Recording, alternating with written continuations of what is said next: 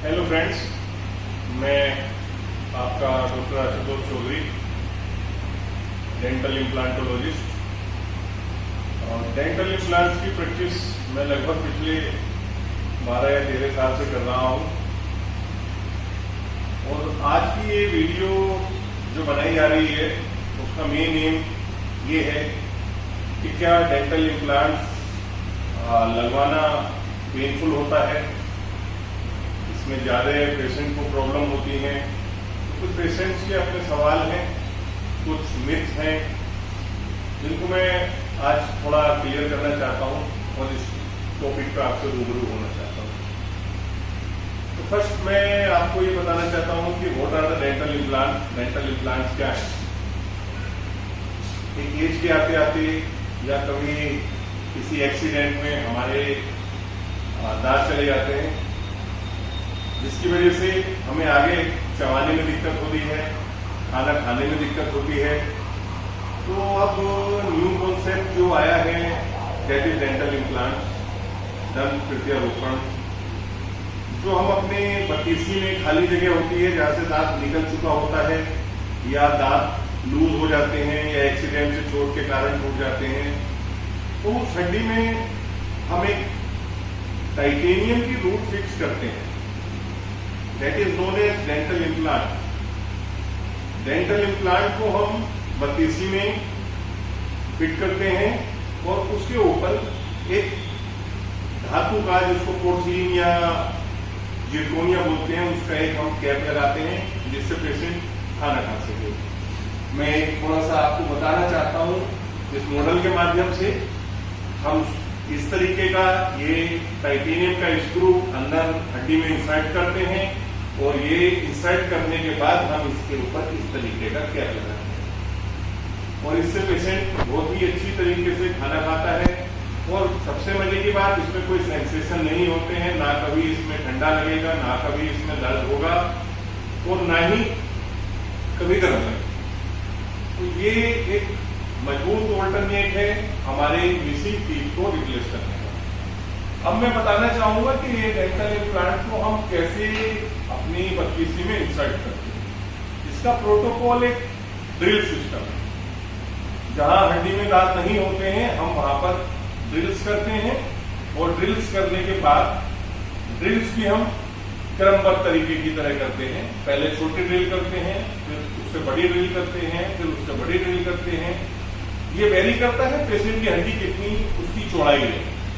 जितनी ज्यादा चौड़ाई होगी उतनी ही ज्यादा डायमेंशन का हमारा इम्प्लांट उसमें जाएगा। तो हमें ज्यादा से ज्यादा हड्डी यूज करनी है, जितनी बड़ी हड्डी होगी उसमें हम इम्प्लांट यूज करेंगे। अब मेन समस्या ये होती है, पेशेंट कहता है कि आप ड्रिल करेंगे, ड्रिल करने पे मुझे बहुत पेन होगा।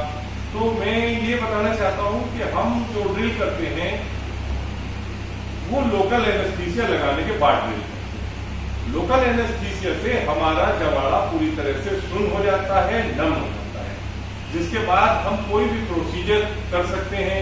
जैसे हम दांत निकालने के लिए लोकल एनेस्थीसिया यूज करते हैं, आरसीटी करने के लिए लोकल एनेस्थीसिया यूज करते हैं, करदांत निकालने के लिए लोकल एनेस्थीसिया यूज करते हैं।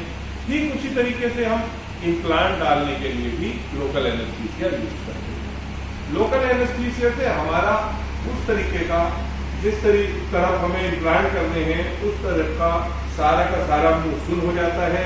सुन्न होने के बावजूद हमें कोई डेंटल इम्प्लांट कराने में प्रॉब्लम नहीं होती। पेशेंट सोचते हैं कि इम्प्लांट डलवाने में कुछ बहुत ज्यादा प्रॉब्लम होती है या डेंटल इम्प्लांट। मैं आपको निश्चित करना चाहता हूं, बिल्कुल निश्चित हो जाइए कि जितना दर्द एक दांत निकालने में पेशेंट को होता है उससे कम ही दर्द आपको डेंटल इम्प्लांट कराने में होगा। किसी पेशेंट के एक इम्प्लांट डलना होता है, किसी के मल्टीपल इम्प्लांट डलने होते हैं, किसी पेशेंट के एक भी दांत नहीं है तो हम उसका फुल माउथ रिहैब करते हैं। उस केस में हम एक सिटिंग में 14 to 15 इम्प्लांट भी डालते हैं। और विश्वास कीजिएगा इस ट्रीटमेंट में कोई किसी तरीके का पेन नहीं होता है। हाँ, मैं ये कहना चाहूंगा कि ये पर्सन टू पर्सन वेरी भी करता है।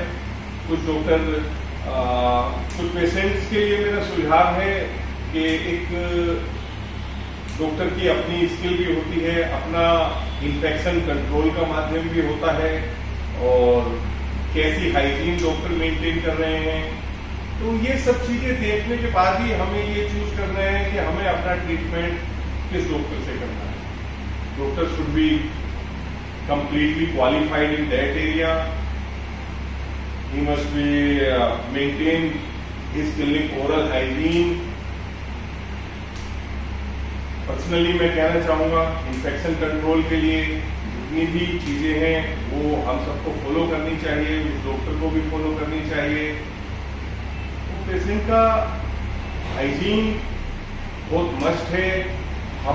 हम किस डॉक्टर से ये काम करा रहे हैं, ये सब चीज़ें वेरी करती हैं एक अच्छे इम्प्लांट के रिजल्ट के लिए।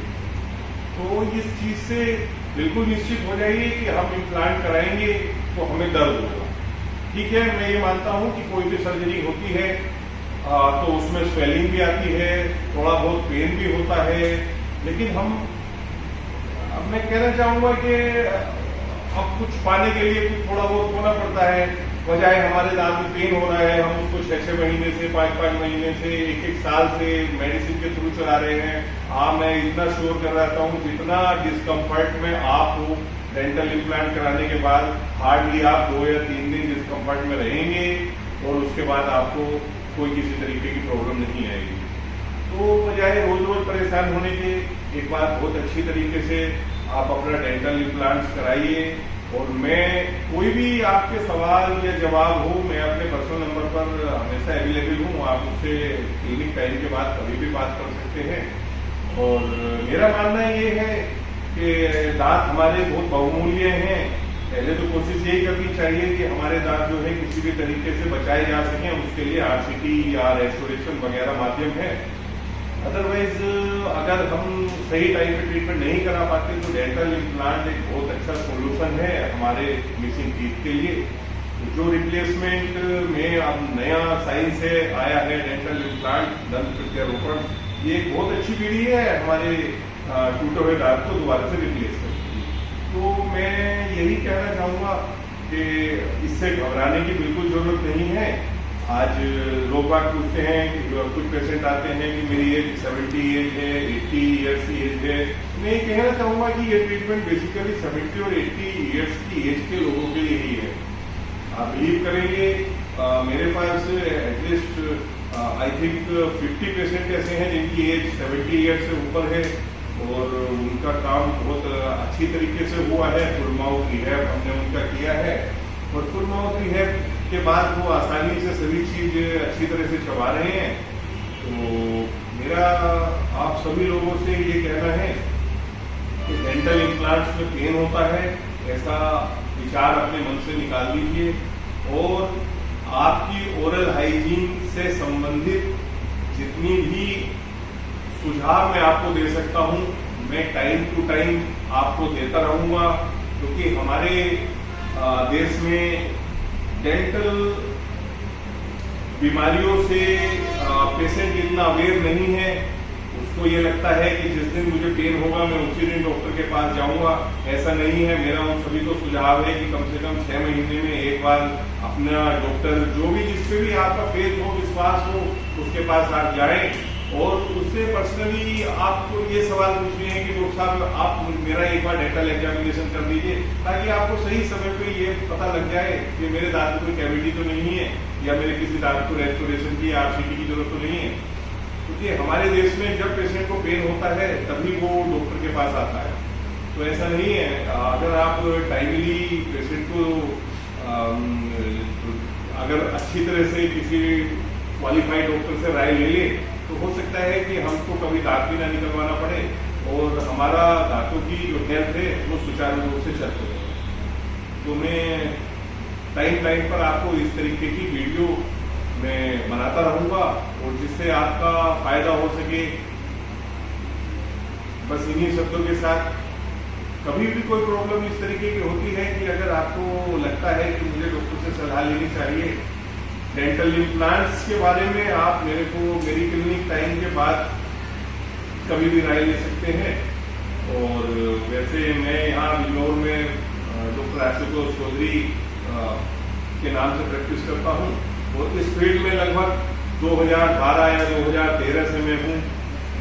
सौभाग्यवश मैंने बिजनौर में पहली बार डेंटल इम्प्लांट शुरू किया था, तो मुझे भी यही लगता था कि छोटे से डिस्ट्रिक्ट में पेशेंट पता नहीं कैसे डेंटल इम्प्लांट्स कराएंगे, उनको पेन तो नहीं होगा, उनको स्वेलिंग तो नहीं होगी, बट समाउ सभी पेशेंट बहुत अच्छी तरीके से चल रहे हैं और डेंटल इम्प्लांट से उनका जीवन बड़ा अच्छा हो गया है। तो मैं ये चाहता हूँ कि जो भी रिप्लेसमेंट हो एक अच्छे क्वालिफाइड स्किलफुल डॉक्टर से आपको कराना चाहिए। Thank you so much.